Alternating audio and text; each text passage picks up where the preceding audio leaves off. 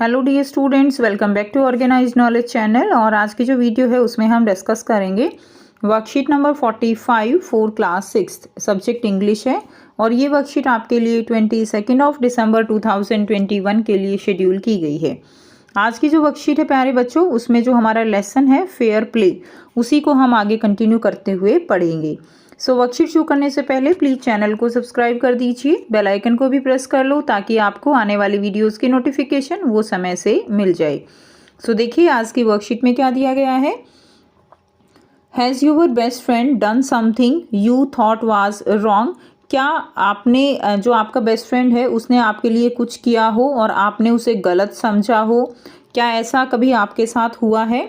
तो आपके साथ अगर ऐसा हुआ है तो आप येस और नो में आंसर लिख सकते हो बच्चों। तो ये हो सकता है कि ऐसा कोई इंसिडेंट हुआ भी हो, क्लियर, कि हमारा बेस्ट फ्रेंड ने हमारे लिए कुछ किया और हमने उसे गलत समझा हो, क्लियर, लेकिन हो सकता है उस समय वो गलत ना हो। तो यस जो है हमने किया है।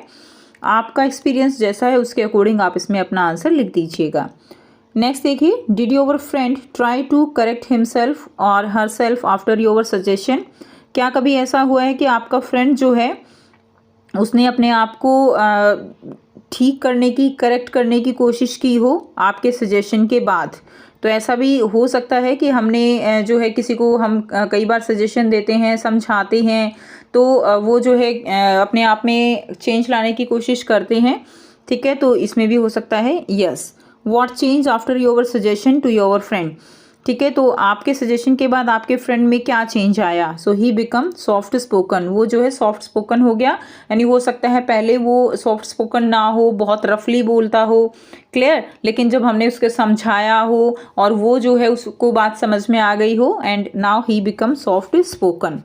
तो इस तरह से आप अपना एक्सपीरियंस यहाँ पर शेयर करेंगे।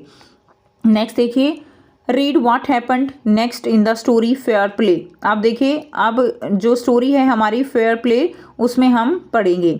अब तक हमने इस स्टोरी में क्या पढ़ा है कि अलगू और जुम्मन जो है वो दोनों फ्रेंड हैं, और जुम्मन की जो आंट हैं उनका केस वो जो वहाँ पर पंचायत जो लगी थी वहाँ पर आता है, और उसमें अलगू हेड पंच होता है और वो डिसीजन देता है कि जुम्मन को अपनी आंट को जो है या तो अलाउंस देना होगा, नहीं तो फिर वो जो है क्या होगा, मंथली अलाउंस पे करना होगा, या फिर वो उनको अच्छे से रखें। ऐसा डिसीजन वहाँ पर लिया जाता है।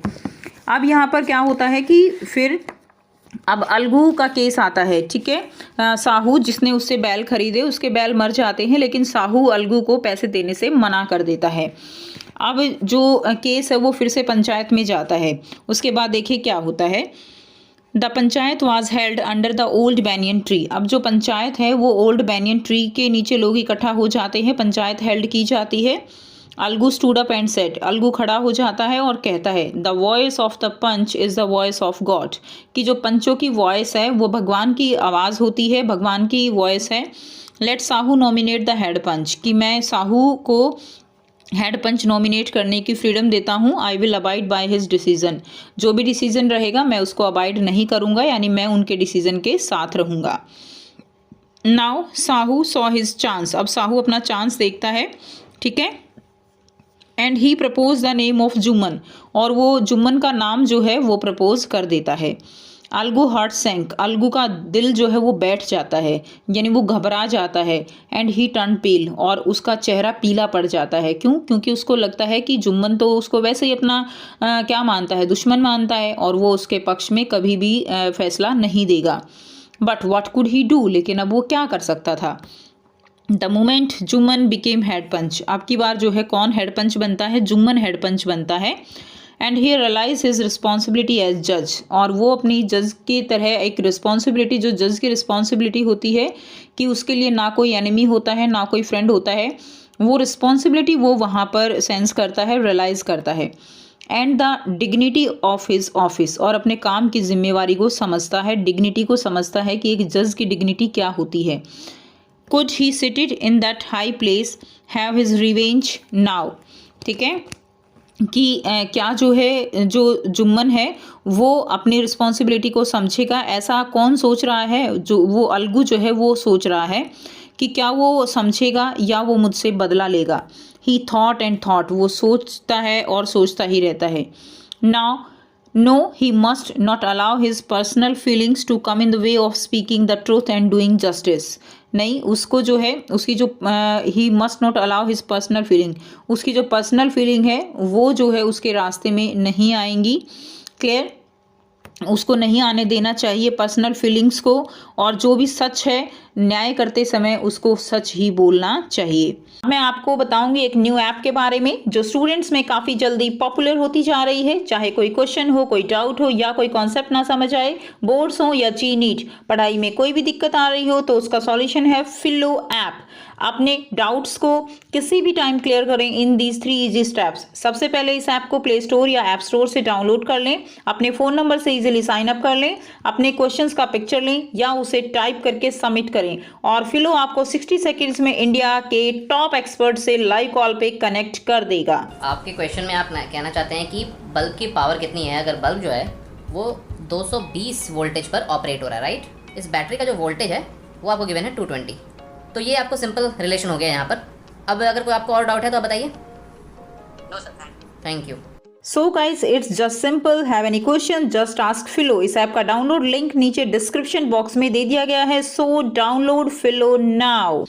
Now both Algu and Sahu stated their case. अब अलगू और साहू दोनों ही अपने अपने जो केस है उसके बारे में बताते हैं।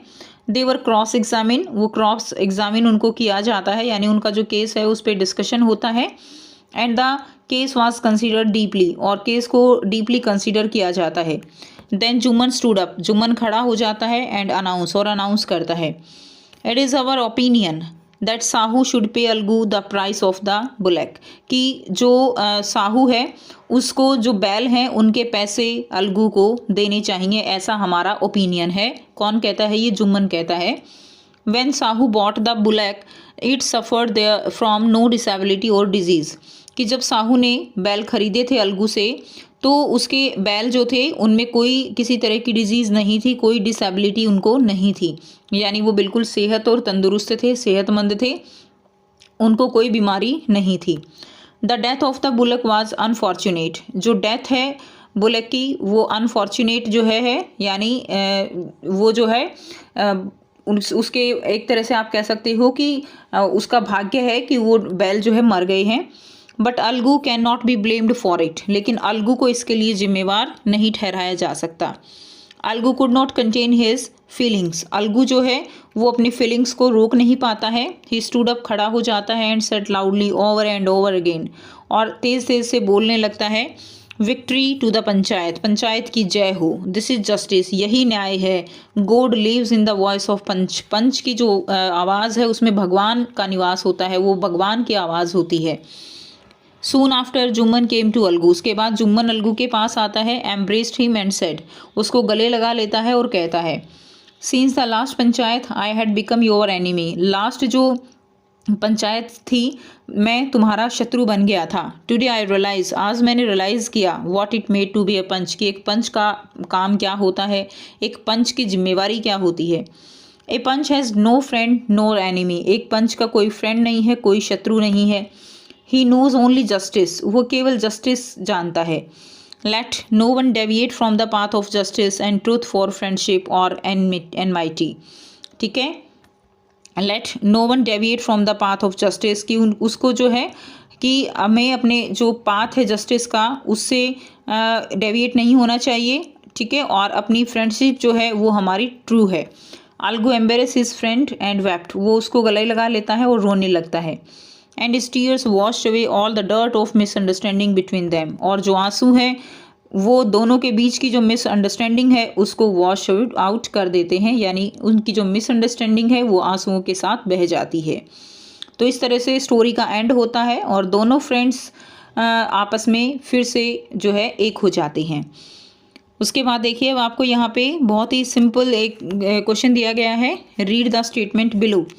फर्स्ट है, Rahu saw his chance and propose the name of Jumman as the head panch. Clear?